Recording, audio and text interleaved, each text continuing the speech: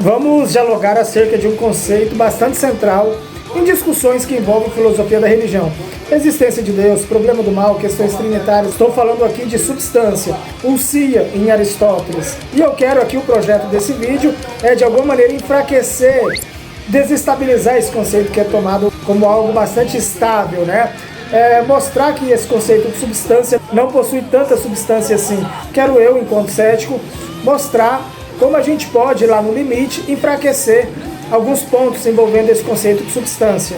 Substância que é pensado como aquilo que subsiste por si, aquilo que tem uma unidade ontológica, aquilo que está na base, no subsolo de todas essas mudanças que observamos na natureza, porque quando interagimos com o mundo, com a realidade, não interagimos com a substância, interagimos apenas com atributos das substâncias. Tudo que nós observamos, sentimos, enfim, são apenas aspectos, acidentes, atributos.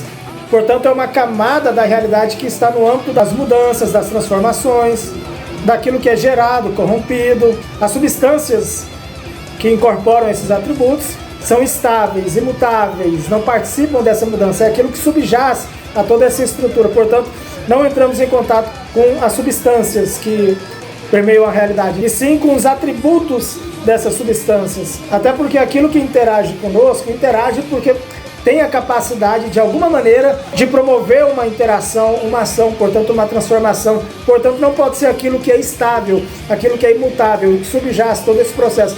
Então, a substância mesma não poderia, talvez já por essência, interagir conosco. Um modo de pensar a substância em Aristóteles é um sínulo, ou seja, o composto entre matéria e forma. Porque a matéria bruta em si, ela ainda não carrega uma inteligibilidade, ela precisa ser informada pela forma para que ela possa ser concebível. Porque a matéria bruta em si, ela não pode ser reconhecida, ela não é inteligível, ela precisa ser informada pela forma para que ela seja algo que possa ser particularizada e ganhe inteligibilidade. Então, a substância, para que se refira a algo ali, independente, ela precisa ser um composto ali da matéria e da forma. E é interessante notar que, exatamente por isso, a substância não é um predicado. Os predicados se referem à substância. Portanto, a substância aqui é identificada como sujeito, né?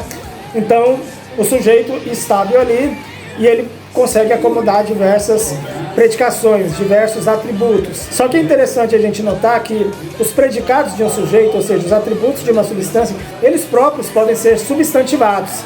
E eles próprios podem ser tratados como substância, dependendo do contexto, de modo que você pode predicar algo deles, atribuir atributos a eles, de modo que aquilo que era acidente e atributo num contexto pode ser encarado como sendo sujeito num outro contexto, um sujeito que incorpora ali atributos, predicados, acidentes. E, de igual modo, aquilo que no caso anterior era encarado como sendo a substância ou o sujeito, pode ser, num contexto específico, atributos, acidentes que são predicados de outro sujeito. Agora vamos pegar um exemplo bem aristotélico.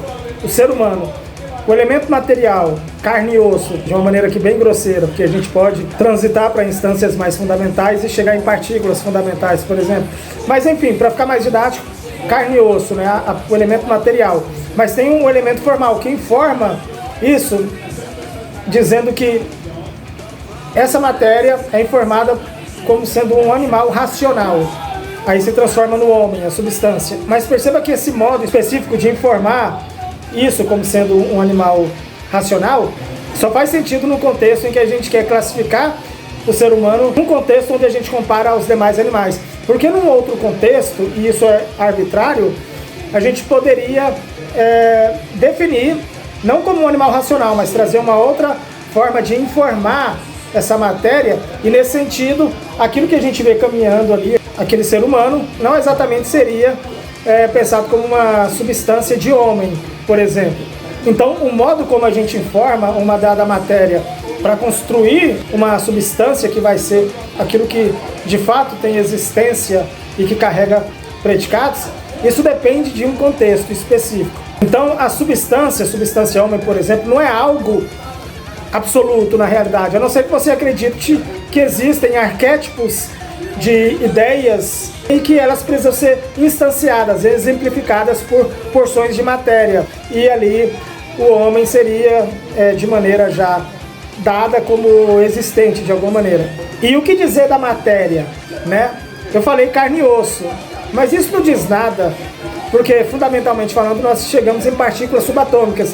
Então, num sentido mais concreto, ontológico, aquilo que está caminhando ali, aquilo que eu chamo de ser humano, ele é o quê? Um aglomerado, um conjunto de partículas elementares, mas um conjunto, um composto de coisas concretas, não é ela própria concreta. O que é concreto é aquilo que, de alguma maneira, é a parte que fundamenta, né, como um elemento ali individual e concreto, esse todo que é o composto.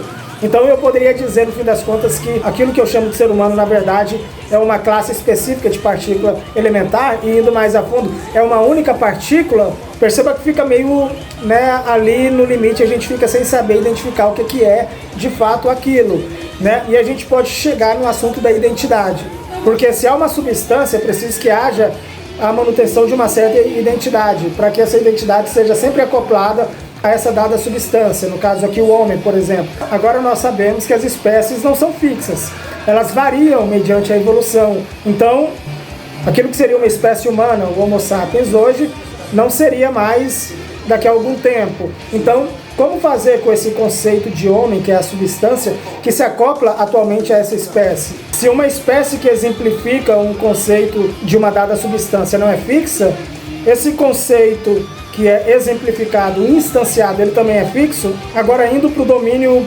ontológico, isso que eu observo de existência concreta não tem obrigação alguma de se identificar com raciocínios acerca do que é substância. Aquilo de concreto que subjaz a toda a minha formulação metafísica acerca de substância, etc., apenas é de modo independente dos meus raciocínios acerca de substância. E se você não gosta do termo substância e prefere natureza ou outra coisa mais contemporânea, aquilo que subjaz aos nossos raciocínios e conceitos tem uma existência anterior e mais fundamental do que aquilo que eu postulo como sendo sua natureza.